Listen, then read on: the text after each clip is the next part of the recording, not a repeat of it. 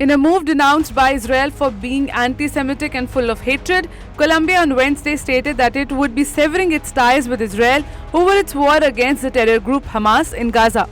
Israel's Foreign Minister Israel Katz ripped apart Colombia's President Gustavo Petro, stating that the history will remember that the Colombian president chose to ally with the most terrific monsters known to a man who abducted innocent civilians and targeted babies, young children and women.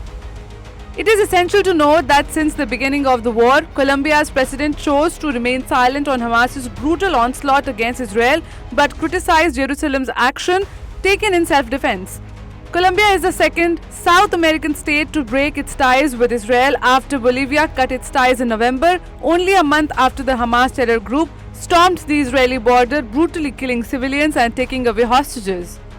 Meanwhile, Israel denounced President Petro for walking on Bolivia's steps, with Katz noting that Israel and Colombia always enjoyed warm ties and it will not change because of one anti-Semitic and hateful president.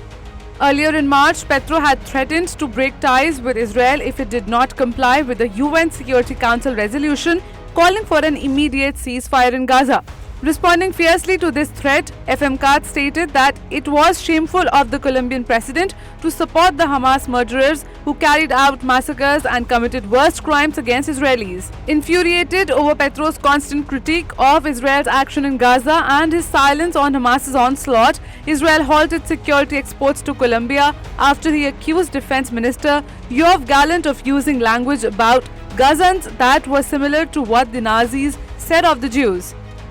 Petro's move would now end the 7-decade-long relationship between Israel and Colombia. The Latin American nation was Israel's closest ally in the region, which went on for decades, during which Israel robustly exported arms to Bogota, making it one of the main providers of arms to Colombia's military.